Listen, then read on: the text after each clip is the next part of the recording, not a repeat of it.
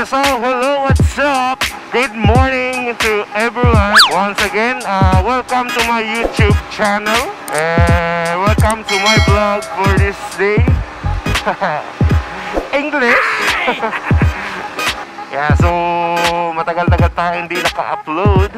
And today's moto vlog, meron tayong gagawing content na pwedeng makatulong sa iba. Yan, hindi lang naman para sa mga rider, pero most of all naman kasi. So, today's video, gagawa tayo ng budget ride, which is makakatulong para sa mga kapwa nating rider dyan na laging naghahanap ng mga mapupuntahan na mga lugar na dito lang naman, malapit-lapit, diba? Kasi minsan nagtatanong tayo, saan kaya pwedeng pumunta? So, ngayong vlog na ito is gagawa tayo ng budget ride. Siyempre, mahalaga lang sa atin yung budgeted din yung mga pinupuntahan nating lugar. Nagayaan kami kung saan kaya pwedeng gumala yon. And siyempre ngayon, diba, especially para dun sa mga rider dyan na hindi pa rin nakagala. Kung siyempre, Mayo na ngayon. Kasagsagan pa rin ng summer ngayon. Siyempre, mainit. So, nagpili-pili kami ng lugar na pwede ka nang makapagtampisaw.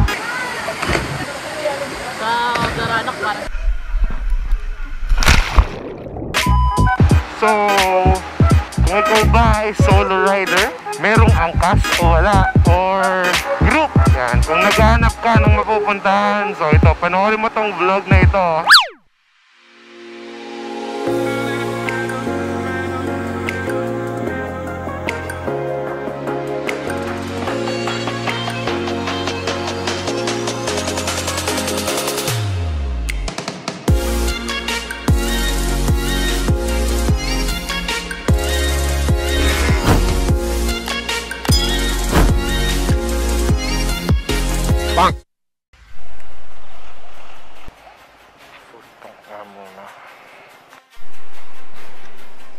Thank you.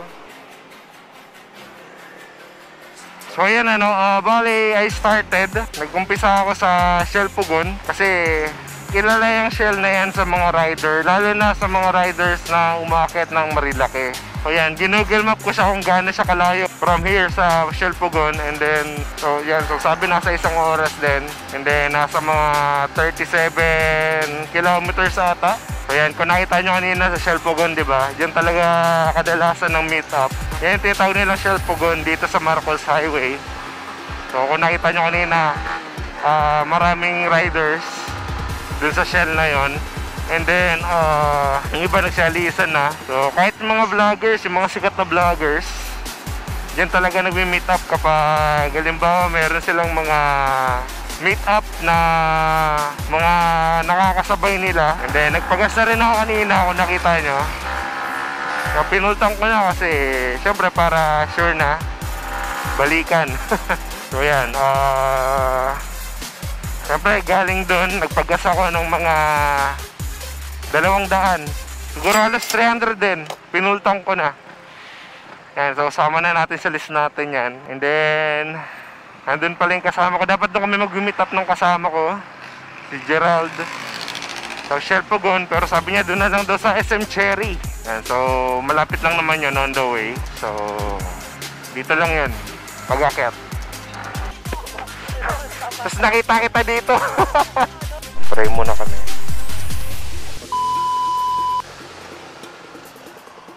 So yan, ngayon is yan, after namin makita, syempre on the way na kami sa aming pupuntahan. And yan, susunod lang tayo kay Gerald. Kasi siya nakakaalam nun. Nakapunta na kasi siya dun dati. Yan.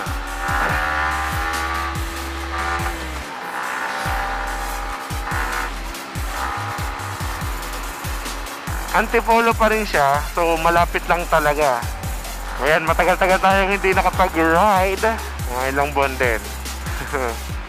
Ngayon na lang uli. Parang kala mo, napaka-busy na tayo, no? Wala lang talagang pera.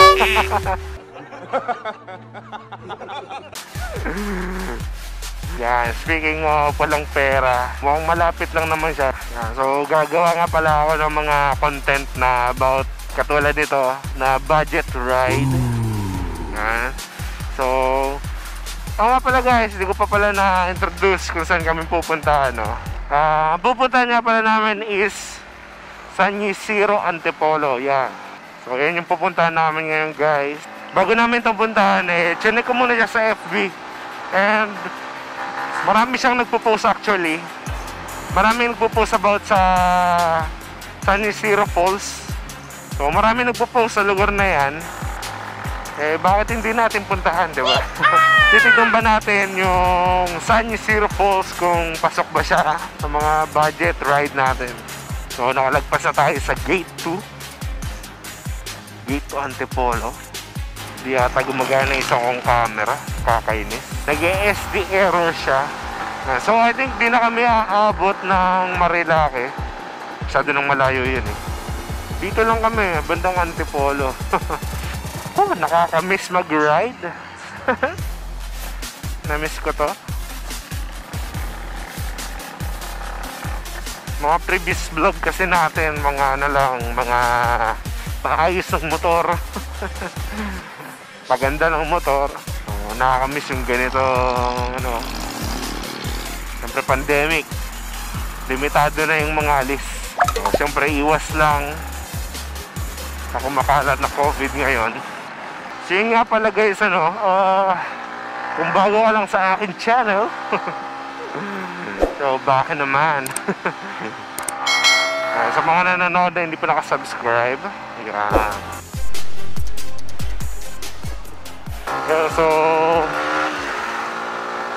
So side trip lang kami ng onte kasi sabi niya malamig pa daw dun sa falls.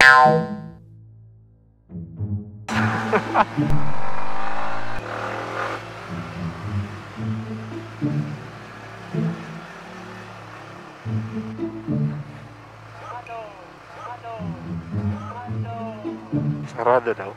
Saan tayo? Naniniwala pa ba kayo sa akin? May nagsigaw, sarado daw eh. Ha? May nagsigaw. Sarado. Sarado daw, may nagsigaw. May nagdalakad doon.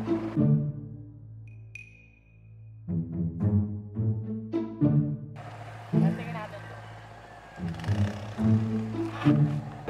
Gunggong!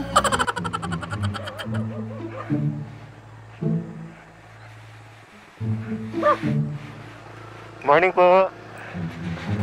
Off-road.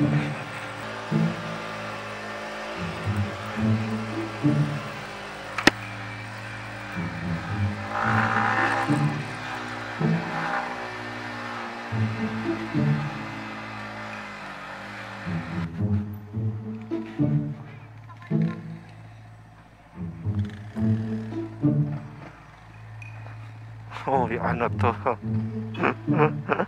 Off-road. Pero okay lang. Pwede mang off-road yung motor natin. Habal-habal kaya to. Okay guys, ang ganda ng view. Ang taas.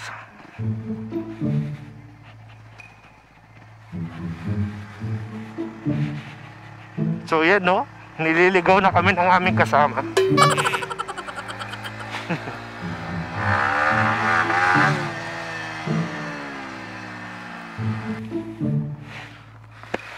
Saan tayo pinupunta ni Mr. Jose? Master.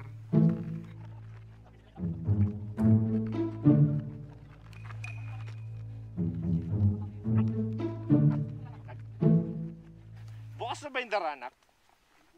Na-miss ko dun eh.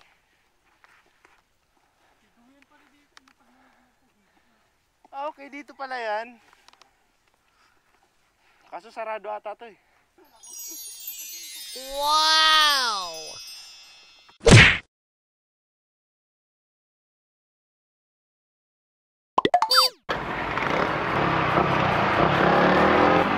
So bali from side trip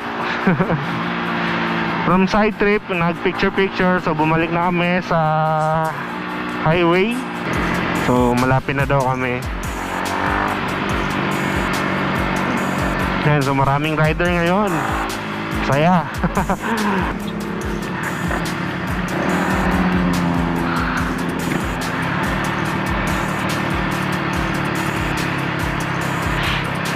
Boso-boso. Ito na pala, boso-boso. Boso-boso. Habang proper ano yan.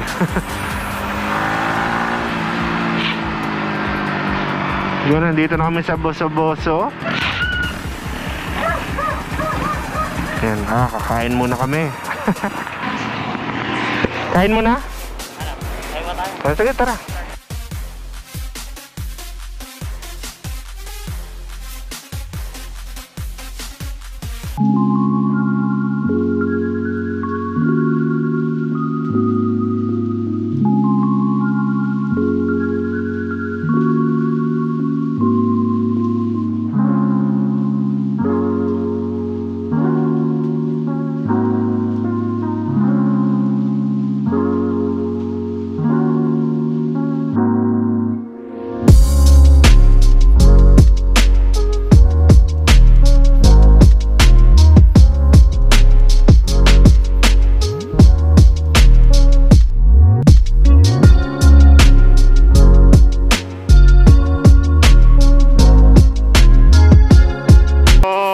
Madadaanan kayo niyan dito na mga mura lang na bulaluhan.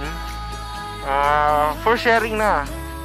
Tulad kanina, bumili kami doon sa kinainan namin ng bulalo na worth 100, 120.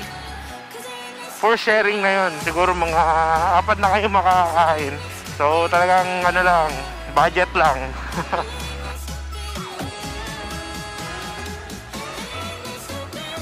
So, dito na tayo papasok. Siguro may kalayuan pa na konti papasok. Yan, so, balik kung Google user kayo, Google Map user or Waze, type nyo lang yung San Isidro Falls. So, binabaybay na namin yung papasok. Dami sigurong taong pupunta rin doon. Rough road lang, rough road.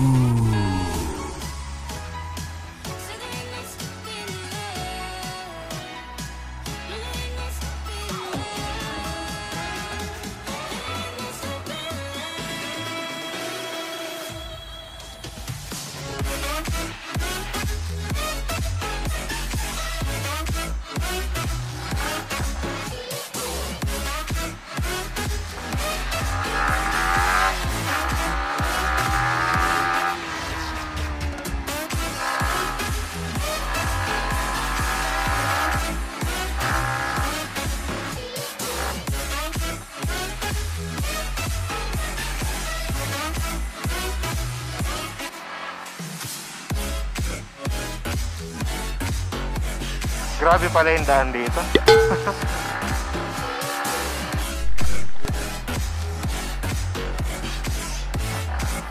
So yun guys, yung napansin ko. So bali medyo may kalayuan lang yung papasok niya. So para na rin kami nagmarilaki. Yun nga lang, mas maliit yung daan. Pero okay lang kasi enjoy naman yung tanawin eh. Tulad niyan. Diba? Ganda ng tanawin kasi napakataas niya. So wag lang kayo mainip sa daan. So enjoy lang. So yan, marami tayong nakasabay simula kanina dun sa baba. May mga naka-trail bike grupo, mga naka-bike. Yan, marami rin nagbo-bike dito guys kahit mataas siya. Ang lalakas mga resistensya. Sinasaludohan kita. Ang lalakas yung mga tuhod sa ahonan. Isa lang yung pupuntahan namin lahat, feeling ko. Oh no!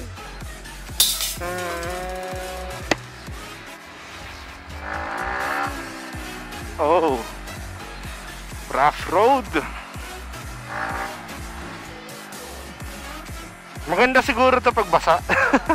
Nagbibiro lang ako.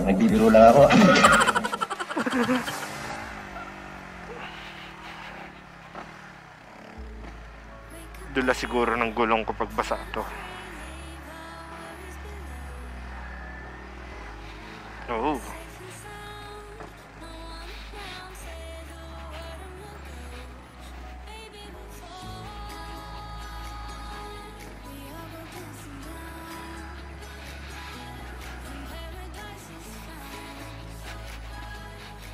Yung pala ang daming trail bike dito eh.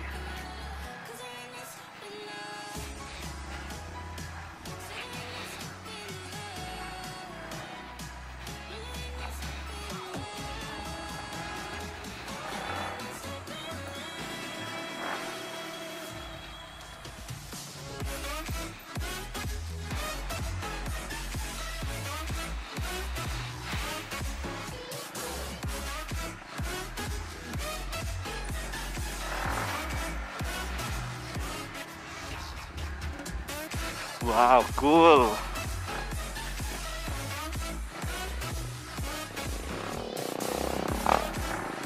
Tignan mo ang daan dito.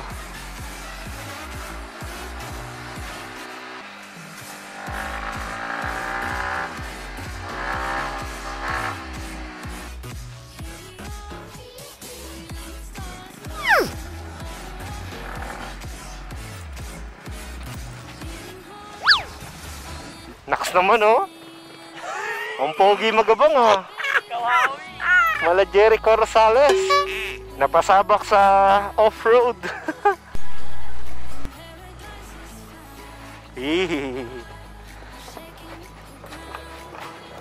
Chakot.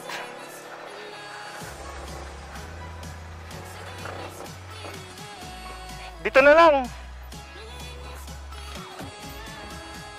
Yun.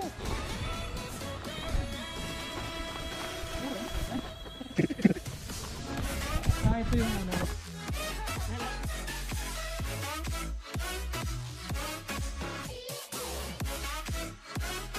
Mabigat ako, mamaya na nga ako.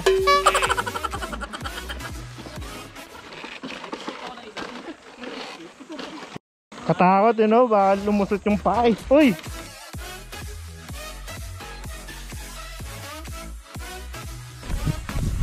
Dito tayo lugi sa mga lakaran na ganito. May lakaran pa pala siya. Ayun, entrance 20. Babayad na tayo na entrance. Alright. Kapasok din. Ingat lang sa pagbaba.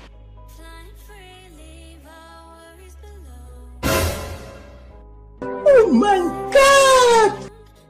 Uy, ang taas, men!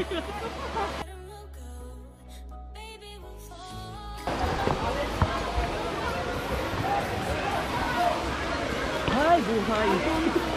Naisip ko na yung packet mamaya. Dami yung tao, boy.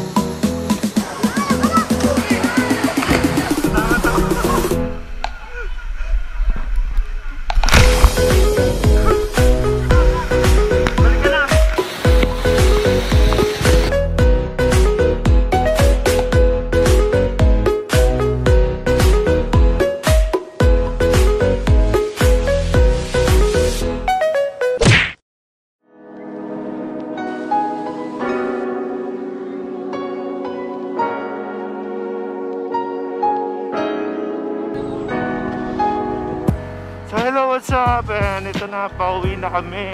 So nakapack up na.